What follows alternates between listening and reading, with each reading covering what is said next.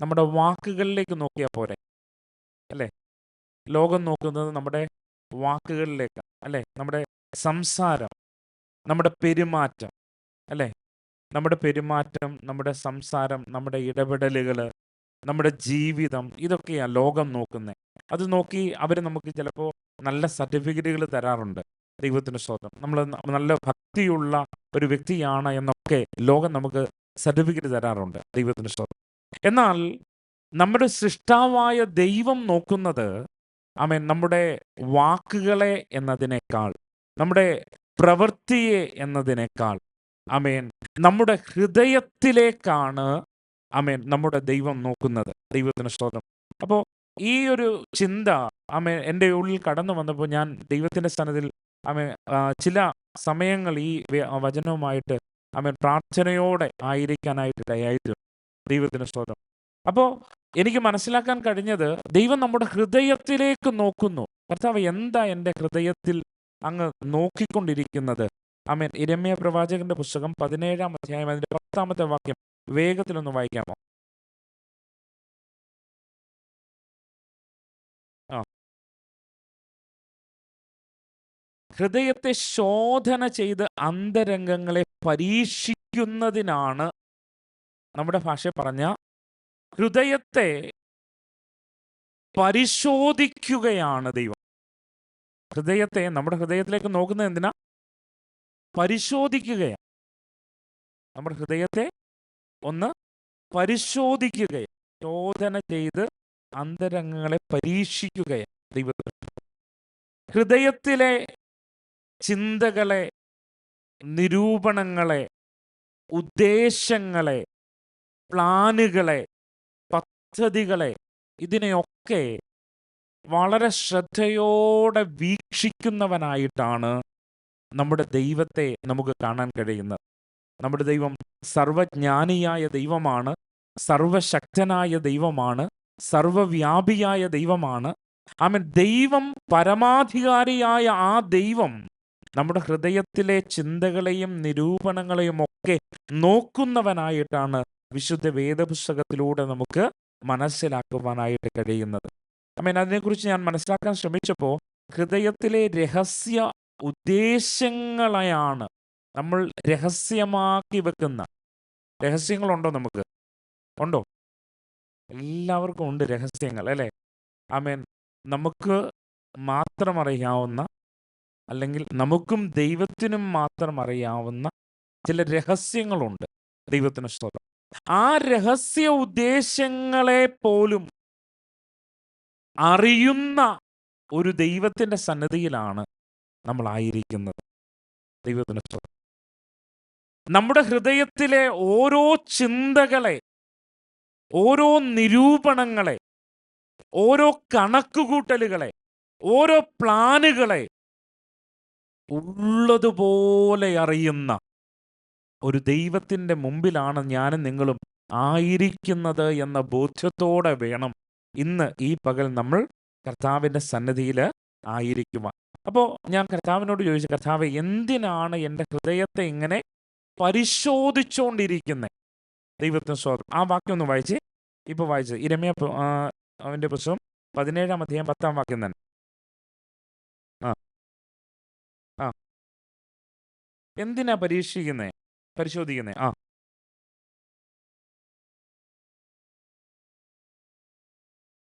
എന്ന് വെച്ചാൽ ഒരു പ്രതിഫലം കൊടുക്കാനായിട്ടാണ്. എന്തിനാ നമ്മുടെ ഹൃദയത്തിലേക്ക് നോക്കുന്നേ? ഒരു പ്രതിഫലം നൽകുവാനായിട്ടാണ്. ദൈവത്തിന് സ്തോത്രം. അതിനൊരു മാനദണ്ഡമുണ്ട്.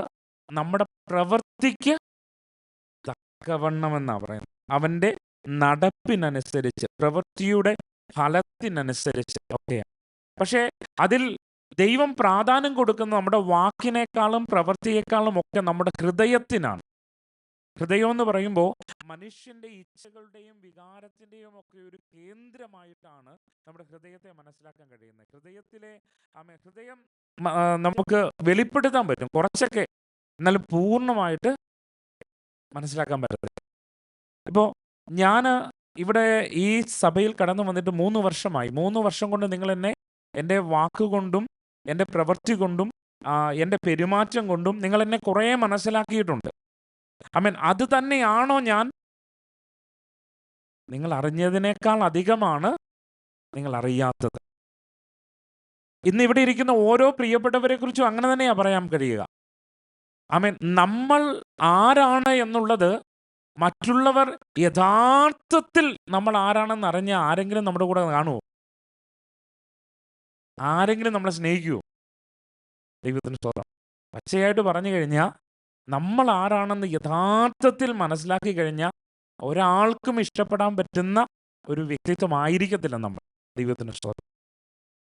അപ്പോൾ അതുകൊണ്ട് തന്നെ ആയിരിക്കാം ദൈവം ചില കാര്യങ്ങളൊക്കെ ഹൃദയത്തിലുള്ളത് മനസ്സിലാക്കാനുള്ള ആ ഒരു കഴിവ് മനുഷ്യർക്ക് നൽകാതിരുന്നത്. അതിനായി സ്തോത്രം ചെയ്യാവോ?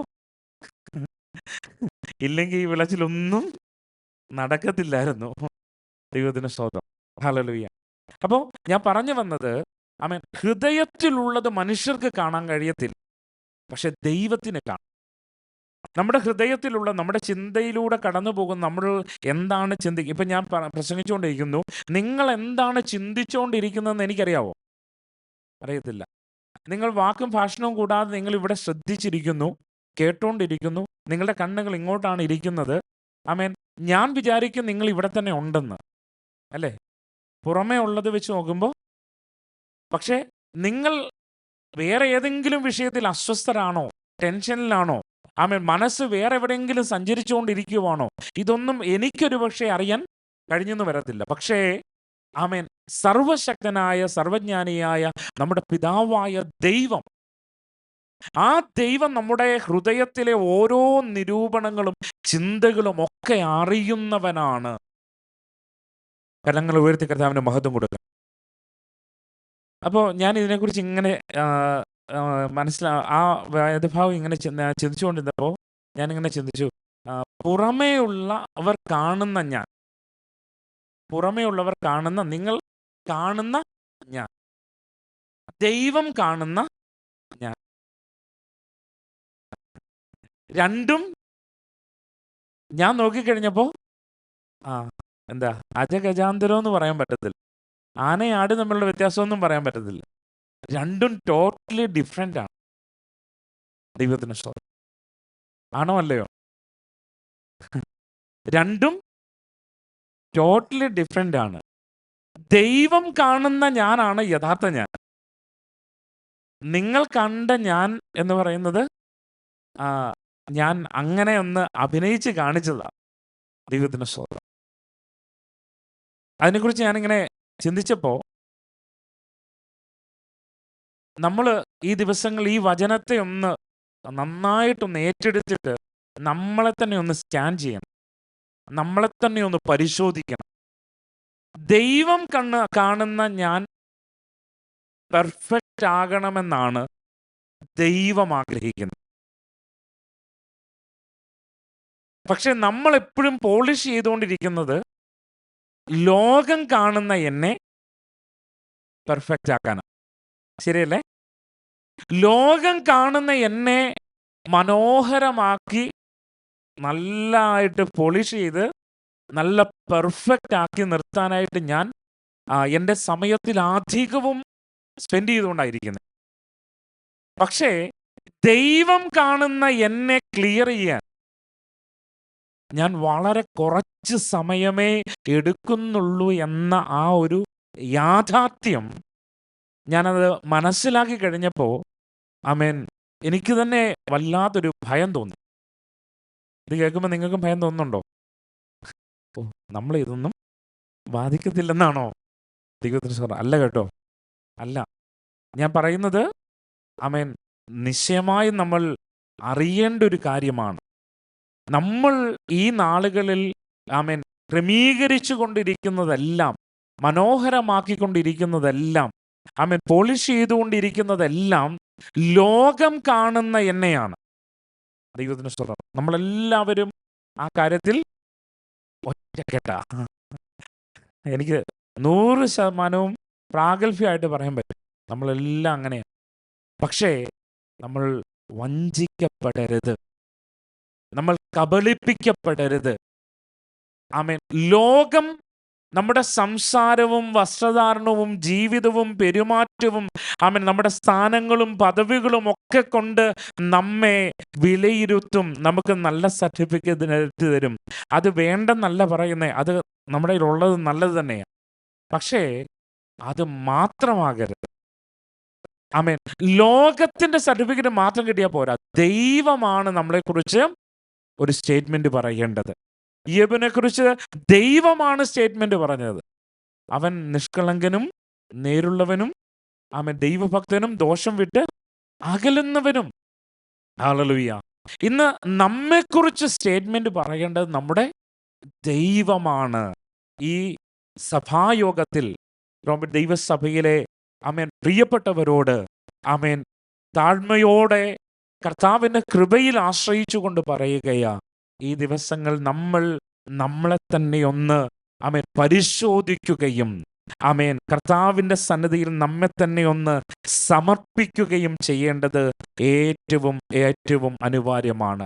നിങ്ങൾ നോക്കുമ്പോൾ എനിക്ക് നല്ല പ്രസംഗമുണ്ട്, നന്നായിട്ട് പാടുന്നുണ്ടെന്ന് എനിക്കറിയത്തില്ല, എന്നാലും പാടുന്നുണ്ട്, ആരാധിക്കുന്നുണ്ട്, മീറ്റിങ്ങുകളൊക്കെ വെക്കുന്നുണ്ട്. ദൈവത്തിന് സ്തോത്രം. ഇതെല്ലാം നോക്കി നിങ്ങൾ എനിക്ക് ഒരു സർട്ടിഫിക്കറ്റ് തന്നു.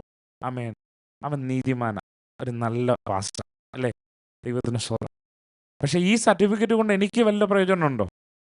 ഇവിടെ വല്ല പ്രയോജനം ഉണ്ടായേക്കാം, പക്ഷേ കർത്താവിൻ്റെ മുമ്പിൽ ചെല്ലുമ്പോൾ ഇതുകൊണ്ട് ഒരു പ്രയോജനവും ഇല്ല.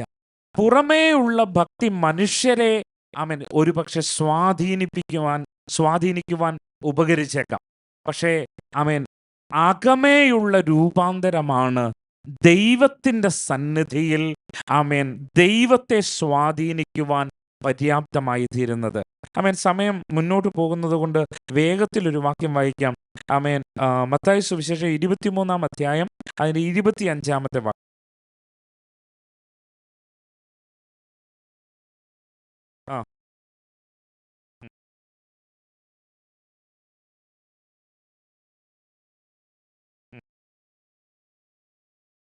ദൈവത്തിൻ്റെ കണ്ണുകൾ ഹൃദയത്തെ പരിശോധിക്കുമ്പോൾ നമ്മിൽ കണ്ടെത്തരുതാത്ത ഒരു കാര്യം അവിടെ പറഞ്ഞിട്ടുണ്ട്. എന്താണ്?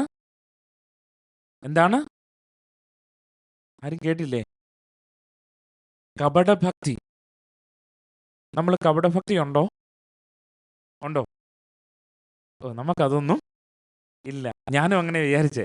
പക്ഷെ ഈ വേദഭാഗങ്ങൾ എന്നോട് സംസാരിച്ചു കഴിഞ്ഞപ്പോൾ എനിക്ക് ആകെ കൂടി ഒരു പരവേശം വന്നു. കാരണം ഞാനും ഈ കപടഭക്തിക്കാരന്മാരുടെ കൂട്ടത്തിലായിപ്പോയോന്ന് എനിക്ക് ഒരു സംശയം. ഇത് ഞാൻ പറഞ്ഞു കഴിയുമ്പോൾ നിങ്ങൾക്കും ആ സംശയം വരാൻ സാധ്യതയുണ്ട്. ദൈവത്തിന് സ്തോത്രം. ദൈവത്തിന്റെ കണ്ണുകൾ ഹൃദയത്തെ പരിശോധിക്കുമ്പോൾ നമ്മിൽ കപടഭക്തി ഉണ്ടാകാനായിട്ട് പാടില്ല. ദൈവത്തിന് സ്തോത്രം.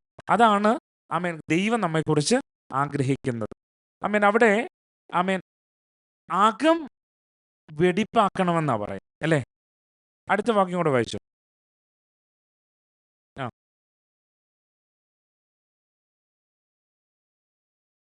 നമ്മളെപ്പോഴും പുറമാണോ അകമാണോ വെടിപ്പാക്കുന്നത്? നമ്മൾ പുറമേ ഉള്ള പോളിഷാണ് ചെയ്തുകൊണ്ടിരിക്കുന്നത്. പുറമേ നന്നായിട്ട് പെയിന്റ് അടിച്ച് നല്ല നീറ്റാക്കി വൃത്തിയാക്കി സെറ്റാക്കി വെച്ചേക്കുക, പോളിഷ് ചെയ്ത് വെച്ചേക്കുക. അത് കണ്ടു കഴിയുമ്പോൾ നമ്മളെ കണ്ടു കഴിഞ്ഞാൽ ആരും വിചാരിക്കും നല്ല ഒരു ഭക്തിയുള്ളൊരു ദൈവത്തിന് ഇഷ്ടം. പക്ഷെ ദൈവത്തിൻ്റെ കണ്ണുകൾക്ക് മുമ്പിൽ വരുമ്പോൾ അകമാണ് നോക്കുന്നത്. ദൈവത്തിന് ലോകം പുറം നോക്കും, ദൈവം നമ്മുടെ അകമാണ് നോക്കുന്നത്. 27-ാം വാക്യം വായിച്ചോ.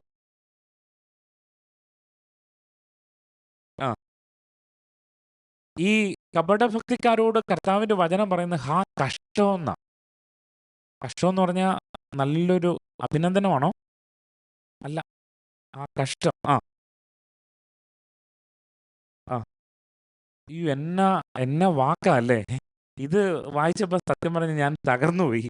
കാരണം വെള്ള തേച്ച ശവക്കല്ലറിൽ പോയിട്ടുണ്ടോ? നല്ല കാത്തലിക് ചർച്ചിൻ്റെയൊക്കെ സെമിത്തേരി പോയി കഴിഞ്ഞാൽ നമ്മുടെ അത്ര പോരാ. നമ്മൾ അതിന് വലിയ പ്രാധാന്യം കൊടുക്കുന്നില്ല. അതുകൊണ്ട് ഉദാഹരണം പറഞ്ഞാൽ കാത്തലിക് ചർച്ചിൻ്റെ ഒക്കെ ഞാൻ കണ്ടിട്ടുണ്ട്. നല്ല മാർബിളൊക്കെ ഇട്ട് നല്ല രീതിയിലാണ് വെച്ചേക്കുന്നത്. പൂന്തോട്ടമൊക്കെ ഉണ്ട്. നല്ല മനോഹരമായിട്ടാണ് ഈ സെമിത്തേരി വെച്ചേക്കുന്നത്. അത് നല്ല കാര്യം കേട്ടോ. അപ്പോൾ അത് അവിടെ നോക്കിക്കഴിഞ്ഞാൽ പുറമേ നോക്കിയാൽ നല്ല മനോഹരമാണ് അല്ലേ? അവിടെ പറഞ്ഞേക്കുന്ന പദം എന്താ? പുറമേ അഴകായി ശോഭിക്കുന്നു അല്ലേ? നല്ല ഭംഗിയ, ആ ശോഭയുണ്ട് അല്ലേ? എന്നിട്ട് പറ, അയ്യോ എന്നാ അല്ലേ, അകമേ ചത്തവരുടെ അസ്ഥിയും സകലവിധ അശുദ്ധിയും നിറഞ്ഞിരിക്കുന്നു. ദൈവത്തിന് സ്തോത്രം. സകലവിധ അശുദ്ധിയും നിറഞ്ഞിരിക്കുന്നു അകമേ. ഈ കപടഭക്തിയെക്കുറിച്ച് ഞാൻ മനസ്സിലാക്കാനായിട്ട് ശ്രമിച്ചപ്പോൾ എനിക്ക് മനസ്സിലായ ഒരു കാര്യം എന്ന് പറയുന്നത്, അതിൻ്റെ 28ാമത്തെ വാക്യം കൂടെ വായിച്ചു.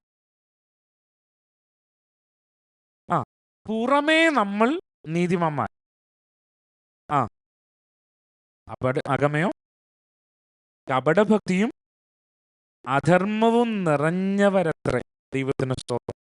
കപടഭക്തിയും അധർമ്മവും നിറഞ്ഞവരത്രേ. ആമേൻ. അപ്പോൾ ഈ കപടഭക്തിയുടെ പ്രത്യേകത എന്താണെന്നറിയോ? പുറമേ ഒന്നാണ്, അകമേ വേറൊന്നാണ് അല്ലേ? പുറമേ ഒന്നാണ്, അകമേ വേറെ. ഞാൻ നോക്കിയപ്പം പുറമേ പാസ്റ്റാണ്, വെള്ളയുടുപ്പുണ്ട്, എല്ലാം ഉണ്ട്. അകമേ വേറെ. ദൈവത്തിന് നമ്മൾ ഈ ആയിരിക്കുന്ന ഈ കാലഘട്ടത്തിൽ ആമേൻ, ദൈവ സഭയിൽ നമ്മൾ ആയിരിക്കുമ്പോൾ നമ്മളെല്ലാവരും ഭക്തരാണ് എന്നാണ് നമ്മൾ വിശ്വസിക്കുന്നത്. പക്ഷേ ദൈവത്തിന് സ്തോത്രം, കർത്താവിൻ്റെ കണ്ണുകളിലൂടെ നോക്കുമ്പോൾ ആമേൻ, തികവുള്ളവരല്ല നമ്മൾ. ആമേൻ. ഞാൻ എപ്പോഴും ഞാൻ കർത്താവിൻ്റെ വേലയെക്കുറിച്ച് ഒക്കെ, വേലയ്ക്കിറങ്ങിയതിനെ കുറിച്ചൊക്കെ ഞാൻ പറയുമ്പോൾ എപ്പോഴും ഞാൻ പറഞ്ഞുകൊണ്ടിരുന്നത് എന്താ, ഞാൻ കർത്താവിനെ അറിയുന്നതിന് മുമ്പ് നമുക്ക് ഒരു എൻ്റെ ജീവിതത്തിൽ ഞാൻ 10ാം ക്ലാസ്സെല്ലാം ഫെയിലായിട്ട് ആർക്കും ഒരു പ്രയോജനമില്ലാതെ അങ്ങനെ നിൽക്കുന്ന ഒരു സമയത്താണ് ഞാൻ വിശ്വാസത്തിലോട്ട് വരുന്നത്. അപ്പോൾ കർത്താവിൻ്റെ അടുത്ത് ആലോചന പറഞ്ഞ്, കർത്താവിൻ്റെ വേലയ്ക്കായിട്ടുള്ള ഒരു വിളി നിൻ്റെ മേൽ ഉണ്ടെന്ന് ദൈവദാസന്മാരിലൂടെ പറഞ്ഞു. വചനം വായിച്ചപ്പോൾ ആമേൻ, ദൈവാത്മാവ് എന്നോട് സംസാരിച്ച്. അപ്പോൾ ഞാൻ ഇങ്ങനെ കാൽക്കുലേറ്റ് ചെയ്തു. എൻ്റെ പ്ലാനുകളും ദൈവത്തിൻ്റെ പ്ലാനുകളും തമ്മിലൊന്ന് കമ്പയർ ചെയ്ത് കഴിഞ്ഞപ്പോൾ ആമേൻ, എൻ്റെ പ്ലാനിനേക്കാൾ എന്തുകൊണ്ടും നല്ല പ്ലാൻ ആരുടെയാണ്? ദൈവത്തിൻ്റെയാണ്. എൻ്റെ പ്ലാൻ അനുസരിച്ച് പോയാൽ ഞാനൊരു ഓട്ടോ ഡ്രൈവറായിട്ട് അങ്ങനെ അങ്ങ് തീരും. ദൈവത്തിൻ്റെ പ്ലാനിലേക്ക് തിരിഞ്ഞു കഴിഞ്ഞാൽ പല ഭാഷക്കാരുടെ ഇടയിലേക്ക് പോകാം. ആമേൻ. സുവിശേഷം അറിയിക്കാം. അവിടെ ഒത്തിരി പദവികളുണ്ട്, സ്ഥാനങ്ങളുണ്ട്, മാനങ്ങളുണ്ട്, ഒരു ഹീറോ പരിവേഷം ലഭിക്കുന്ന ഒരവസ്ഥയുണ്ട്.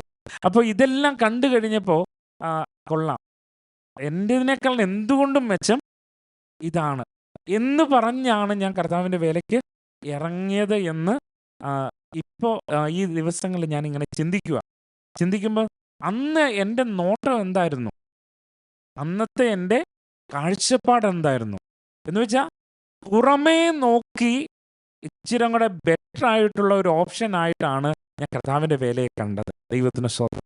പക്ഷേ ആമേൻ, എന്നാൽ യഥാർത്ഥമായി ഒരാത്മഭാരം ഉണ്ടായിട്ട്, നശിച്ചുപോകുന്ന ആത്മാക്കളെ കുറിച്ചൊരു വേദന ഉണ്ടായിട്ട് അല്ലേ, കർത്താവിൻ്റെ വചനത്തിലൂടെ വായിക്കുമ്പോൾ ആമേൻ, നഷ്ടപ്പെട്ടു പോകുന്ന ആ ജനത്തിൻ്റെ അവസ്ഥ, അവരോട് രക്ഷയുടെ മാർഗം അറിയിക്കാൻ, അവരെ ശുശ്രൂഷിക്കാൻ, അവരെ പരിപാലിക്കാൻ കർത്താവ് എൻ്റെ മേലൊരു നിയോഗം എൻ്റെ മേൽ നൽകണമെന്ന് പറഞ്ഞായിരുന്നു ഞാൻ സമർപ്പിക്കേണ്ടിയിരുന്നത്. ദൈവത്തിന് സ്തോത്രം. പക്ഷേ ഞാൻ സമർപ്പിച്ചത് അങ്ങനെ ആയിരുന്നില്ല. ഞാൻ പറഞ്ഞത് എൻ്റെ ജീവിതത്തിലെ ഒരു ഉദാഹരണം എടുത്ത് പറഞ്ഞതാ. ഇതുപോലെ നമ്മുടെ ഉദ്ദേശങ്ങൾ, ഞാനതാ പറഞ്ഞേ, നമ്മളുടെ ഉദ്ദേശങ്ങൾ എന്താണ് എന്ന് ഒന്ന് വിലയിരുത്തി കഴിഞ്ഞാൽ നമ്മൾ ദൈവനാമത്തിനു വേണ്ടി ചെയ്യുന്ന പല പ്രവർത്തികളുടെയും പിന്നിൽ അതിന് പ്രചോദനമാകുന്ന ഘടകമെന്ന് പറയുന്നത് യഥാർത്ഥത്തിൽ ദൈവം ആഗ്രഹിക്കുന്ന ആ ഘടകമാകണമെന്ന് നിർബന്ധമില്ല. പക്ഷേ പുറമേ നോക്കുമ്പോൾ അവൻ രക്ഷിക്കപ്പെട്ടു, അവൻ ഹിന്ദു ബാക്ക്ഗ്രൗണ്ടിൽ നിന്ന് വിശ്വാസത്തിലേക്ക് വന്നു, അവൻ ദൈവത്തിന് വേലയ്ക്ക് വേണ്ടി സമർപ്പിച്ചു, അവൻ കർത്താവിന് വേണ്ടി സകലം ഉപേക്ഷിച്ച് ഇറങ്ങി, പല പല രീതിയിൽ മറ്റുള്ളവരുടെ ദൃഷ്ടിയിൽ ഞാനായി. പക്ഷേ ദൈവത്തിന് സ്തോത്രം. എന്നെ കേൾക്കുന്ന പ്രിയമുള്ളവരെ, ഞാൻ പറഞ്ഞ രണ്ടും തമ്മിലുള്ള വ്യത്യാസം മനസ്സിലായോ ഇല്ലയോ എന്ന് എനിക്കറിയത്തില്ല. ദൈവത്തിന് സ്തോത്രം. എൻ്റെ സമയത്തിൻ്റെ പരിമിതി കൊണ്ട് വേഗത്തിൽ പോവാം. ഒരു 1.5 മണിക്കൂറെങ്കിലും നിന്ന് പറഞ്ഞാലേ ഈ വിഷയത്തെ ഒന്ന് എൻ്റെ മനസ്സിലുള്ള ആ ഒരു ദൂത് നിങ്ങളിലേക്ക് കൈമാറാൻ കഴിയത്തുള്ളൂ. പരിശുദ്ധാത്മാവ് ബാക്കി കാര്യങ്ങൾ പൂരിപ്പിക്കട്ടെ എന്ന് ഞാൻ പൂർണ്ണമായും കർത്താവിൻ്റെ കൃപയിൽ ആശ്രയിക്കുകയാണ്. അപ്പോൾ പുറമേ ഒന്ന് നമ്മുടെ ഉദ്ദേശത്തിന് പിന്നിലെ ശുദ്ധി, അത് വളരെ വളരെ പ്രാധാന്യതയുള്ളതാണ്. എന്തുകൊണ്ടെന്ന് ചോദിച്ചാൽ, കർത്താവിൻ്റെ കണ്ണുകൾ നമ്മുടെ ഹൃദയത്തിലേക്കാണ് പോകുന്നത്. പുറമേ കാണുന്നത് ആരാധനയുണ്ട്, പാട്ടുണ്ട്, പ്രാർത്ഥനയുണ്ട്, എല്ലാ ഭക്തിയുണ്ട്, എല്ലാം ഉണ്ട്. പക്ഷെ ദൈവം നോക്കുന്നത് ആരാധനയിൽ നമ്മുടെ ഹൃദയം എങ്ങനെയാണ്, വാക്കുകൾ അതിൻ്റെ പിന്നിലെ ഉദ്ദേശം എങ്ങനെയാണ്, പ്രവൃത്തി അതിൻ്റെ അകത്ത് വിശ്വാസമുണ്ടോ, ഭക്തി അത് യാഥാർത്ഥ്യമുള്ളതാണോ? ദൈവം അതാ നോക്കുന്നത്. ഒറിജിനലും ഡ്യൂപ്ലിക്കേറ്റും. നമ്മൾ ഒറിജിനൽ ആയിരിക്കാൻ, ഒരു നല്ല ദൈവത്തിൻ്റെ പൈതലാകാനാണ് ഉള്ള ഒരു വിളിയാണ് നമ്മുടെ മേൽ കിടക്കുന്നത്. ദൈവത്തിന് സ്തോത്രം. മത്തായി സുവിശേഷം 6-ാം അധ്യായം 1-ാം വാക്യം, മനുഷ്യർ കാണേണ്ടതിന് നിങ്ങളുടെ നീതിയെ അവരുടെ മുമ്പിൽ ചെയ്യാതിരിപ്പാൻ സൂക്ഷിപ്പിൻ, അല്ലാഞ്ഞാൽ സ്വർഗത്തിലുള്ള നിങ്ങളുടെ പിതാവിൻ്റെ പക്കൽ നിങ്ങൾക്ക് പ്രതിഫലമില്ല. ദൈവത്തിന് സ്തോത്രം. മനുഷ്യരെ കാണിക്കേണ്ടതിനല്ല നമ്മൾ ജീവിക്കേണ്ടത്, പ്രവർത്തിക്കേണ്ടത്. നമ്മളെ കാണുന്ന ഒരുവൻ ഉണ്ട് ഉണ്ട് ഉണ്ട്. ദൈവത്തിന് സ്തോത്രം. ഒരു ഇരട്ട ജീവിതം അപകടകരമാണ്.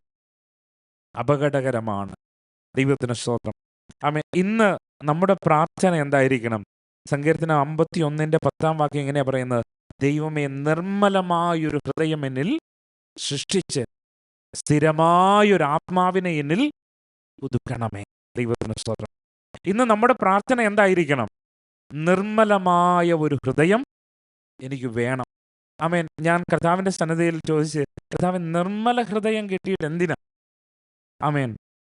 മത്തായി സുവിശേഷം 5-ാം അധ്യായം 8-ാം വാക്യം എങ്ങനെയാ പറയുന്നത്? ഹൃദയശുദ്ധിയുള്ളവർ ഭാഗ്യവാന്മാർ, അവർ ദൈവത്തെ കാണും. അപ്പോൾ എന്തിനാ ദൈവം നമ്മളുടെ ഹൃദയത്തെ നോക്കുന്നത്? ഹൃദയത്തെ ശുദ്ധീകരിക്കാനാ. എന്തിനാ ഹൃദയത്തെ ശുദ്ധീകരിക്കുന്നത്?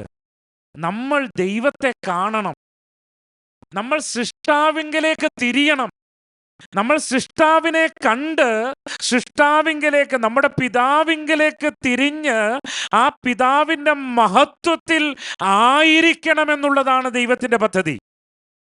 ഞാൻ പറഞ്ഞ ആശയം മനസ്സിലായോ? ദൈവത്തിന് സ്തോത്രം. ദൈവം എൻ്റെ ഹൃദയത്തെ നോക്കുന്നത് എൻ്റെ ഹൃദയത്തെ ശുദ്ധീകരിക്കുവാനാണ്, നിർമ്മലീകരിക്കുവാനാണ്. എൻ്റെ ഹൃദയത്തെ നിർമ്മലീകരിക്കുന്നത് ഞാൻ ദൈവത്തെ കാണണം എന്ന ആ വാഞ്ച എൻ്റെ ദൈവത്തിന് ഉള്ളത് കൊണ്ടാണ്. ഞാൻ ഒറ്റയ്ക്കായിരിക്കുമ്പോൾ, ആരും കാണാനില്ലാത്ത ഇടത്ത്, ഞാൻ ആയിരിക്കുന്ന ഇടത്ത് എൻ്റെ വിശ്വാസം എങ്ങനെയാ, എൻ്റെ വാക്ക് എങ്ങനെയാ, എൻ്റെ പെരുമാറ്റം എങ്ങനെയാ, എൻ്റെ പ്രവൃത്തി എങ്ങനെയാ, ഇന്ന് ഈ പകൽ